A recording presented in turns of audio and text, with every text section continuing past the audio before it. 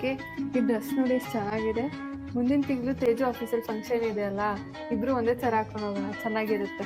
ವಾ ಹೌದು ಕಣೆ ಸುರಭಿ, ಏನ್ ಇಷ್ಟೊಂದ್ ಚೆನ್ನಾಗದೆ, ಕಲರು ಡಿಸೈನ್ ಎಲ್ಲ ಸಖತ್ತಾಗದೆ. ಇದನ್ನೇ ಆರ್ಡರ್ ಮಾಡ್ಬಿಡು, ಇದನ್ನೇ ಹಾಕೊಂಡು ಹೊಂಟೋಗ್ಬಿಡು ಫಂಕ್ಷನ್ಗೆ. ನೋಡಿ ನಿನ್ ಟೇಸ್ಟ್ ಅಂದ್ರೆ ಟೇಸ್ಟ್, ನಮ್ ತೇಜ್ ಅದಕ್ಕೆ ನಿನ್ನ ಇಷ್ಟಪಟ್ಟು ಮದುವೆ ಮಾಡ್ಕೊಂಡ್ಬಿಟ್ಟಿರೋದು. ನೀವ್ ಹೇಳದ್ಮೇಲೆ ಇದನ್ನೇ ಆರ್ಡರ್ ಮಾಡ್ತೀನಿ ಬಿಡಿ. ಅದು ಸರಿ, ಇವತ್ ಸಂಜೆ ಏನ್ ಅಡ್ಗೆ ಮಾಡೋಣ? ನೀವು ಮಂಡ್ಯ ಸ್ಟೈಲಲ್ಲಿ ಮಾಡ್ತೀರಲ್ಲ ಬಿರಿಯಾನಿ, ಸಖತ್ತಾಗಿರುತ್ತೆ, ಅದನ್ನೇ ಮಾಡೋಣ.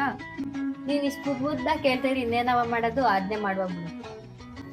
ಅಲ್ಲಿ ನೋಡ್ ಬಾವ, ಒಂದ್ ಮನೇಲಿ ಹೆಣ್ಮಕ್ಳು ಹಿಂಗೆ ಹೊಂದ್ಕೊಂಡು ಇದ್ಬಿಟ್ರಂತೂ ನಾವು ಗಂಡಸ್ರು ಆರಾಮಾಗಿರ್ಬೋದು. ಹೌದು ತೇಜು, ಎಲ್ಲಾರ ಮನೆ ಹೆಣ್ಮಕ್ಳು ಹಂದಿ ನಾಯಿಗಳ ತರ ಕಿತ್ತಾಡ್ತಿರ್ತಾರೆ, ಆದ್ರೆ ನಮ್ಮನೇಲಿ ನೋಡು ನಿಜವಾಗ್ಲೂ ನಾವೇ ಅದೃಷ್ಟವಂತರು. ಹೌದೌದು. ಅದಕ್ಕೆ ನೀವು ಹೆಂಗಿದ್ರು ಬಿರಿಯಾನಿ ಮಾಡ್ತೀರಲ್ಲ, ನಾನು ಹೆಲ್ಪ್ ಮಾಡ್ತೀನಿ.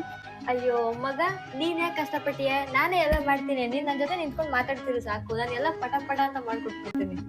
ಸುರಭಿ, ನಿನ್ ಪಕ್ಕದಲ್ಲಿ ನನ್ನ ಫೋನ್ ಇದೆ, ಸ್ವಲ್ಪ ಎತ್ಕೊಡಮ್ಮ. ಏನ್ ಬ್ರೋ ಅದು?